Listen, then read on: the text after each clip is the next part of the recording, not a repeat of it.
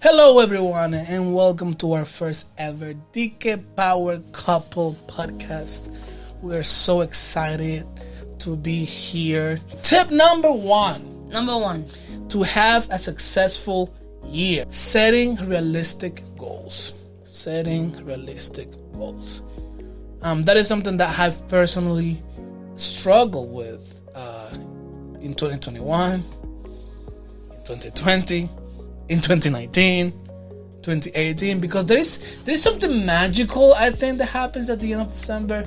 Everybody gets this desire to do better the next year, and maybe I did not get all my goals this year, but next year is the year that I'm gonna do it.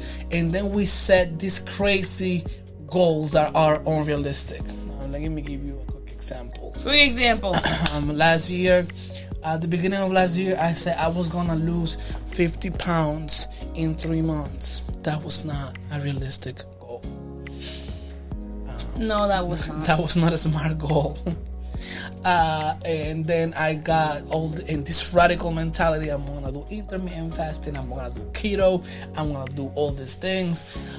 I went nuts and I had no results because at some point I just got frustrated. I wouldn't say you had no results. You had no sustainable results. Exactly. Because when you did keto, you did lose about 10 pounds. Yeah. But then it's like, it's a slice of pizza. I want some chocolate. So it wasn't sustainable for you. It was not sustainable. And that's why it is important to set realistic goals.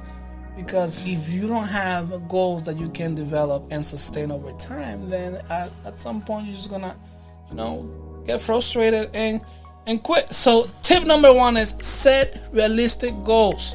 Yes. And in this point, I want to talk to you about something important that blew my mind. Do not set goals that are based on results, but set goals that are set or around your output. What does that mean? What does that mean? Instead of saying I want to lose 50 pounds by June, I cannot control the results, but I can control the output. Right? So instead of making a goal about the pounds, let's make a goal about how many times I'm going to go to the gym. Okay. So I want to start with, I want to make sure that I go 3 times a week to the gym to start. No matter what happens, I want to make sure I get my butt in the gym 3 times a week. That's something I can control. Okay. That's something I decide. All right. That is conducive to the goal I want, which is to lose the 50 pounds. I control what I eat. So let's say let's have a health day. Let's cut on those pizza. Let's cut on that rice. Let's cut on those candies, those unhealthy things. The milkshakes. My strawberry milk. The takeouts. So you want to create goals that are output oriented, not result oriented, because when you create goals that are result oriented and you don't control the result and you don't get the result you want, you just get frustrated. But if your goal is to go 3 times a week to the gym, you can make sure you do that, and eventually you're gonna get to the 50 pound. Tip number 2. Tip number 2 is pace yourself. Like you mentioned,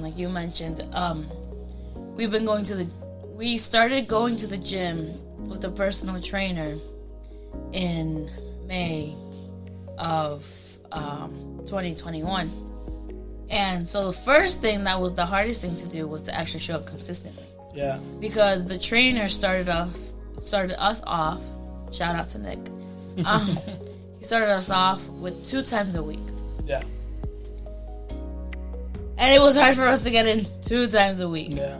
But he finally, but we buckled down. He got a little tougher on us, and now we go 3 times a week, and now we're actually going 4 times a week.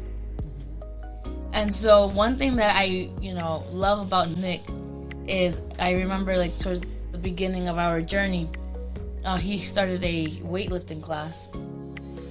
I've never weightlifted in my life, but I was interested. I was intrigued, and he was like, "You can do it, but the best thing for you to do is to not compare yourself to these other women." Yes, because these other women that were in the class have been training with him for years, and they lift heavy and they compete, and I've never done it before. And so we went to the class, and what I love is that like I went in and I knew I was the weakest. Yeah. I'm not the weakest anymore. Maybe there's like one person less weaker than me. Still training to get stronger, just like how I am. But Nick always told me, he was like, I love how you don't compare yourself to others. You go at your own pace. Mm-hmm. You know your limitations. And so that's why tip number 2 is pace yourself. Don't compare yourself to others. And you don't have to follow anyone else's timeline. Oh, that's big. That's a big one. That's a big one because... Yeah. I mean, that doesn't only apply to the fitness journey, right? I remember as a couple we struggled. And we're going to talk on other videos about our financial journey. That one is a crazy one. That one's a roller coaster. We were very bad in that. We barely made like $60K combined. And, well, we're going to tell you more about that story. But sometimes you will look at other couples that already own a house, that have good cars, that are making more money. And you are thriving, you are working towards that goal, but you start comparing yourself to others. Yeah. And then you think, you see, damn, they are 30 and they already have a house, or they're my age and they have, I mean, it's true. And I mean, obviously, you know our story, and some of our friends know. Like, I lived a lot of a time of, like, this past few years, I've been dealing a lot with, all my friends have kids, I need to have a kid. All my best friends have houses, I still don't own a house. I need to own a house. I need this, I need that, I need that. And it's frustrating. Yeah. Because you literally start comparing yourself to others, and then you feel, if you're not careful, you get into where I was, and you feel lesser than everyone else, just because you don't have these things in your life. And that's not how it is. Everybody's life is different, and everybody has different resources. And the third tip that we want to share with you is, and I believe this ties neatly with, like, this wraps around all 3 tips together, and is to develop healthy habits. Develop healthy habits, or develop the right habits. And what do I say that? The best way to get to a goal, the best way to get to results, is creating systems. It's creating little things that you do every day that will get you closer to your goal. For example, we talked about, you want to lose weight? Okay, then you want to create the habit of going to the gym at least 3 times a week, for example. Yeah. If you do that and you have a healthy eating, more likely than not, you will see results. Regardless if you even have a number of 50, 60, 100 pounds, whatever that is, you will see results, because it's about the culture, it's about the habit. So you want to develop the right habits. The same thing goes with getting out of debt. If you are eating out every day and you want to get out of debt, it's going to be difficult. It's not impossible, it's going to be difficult. So you want to get in the habit of meal prepping, right? For example.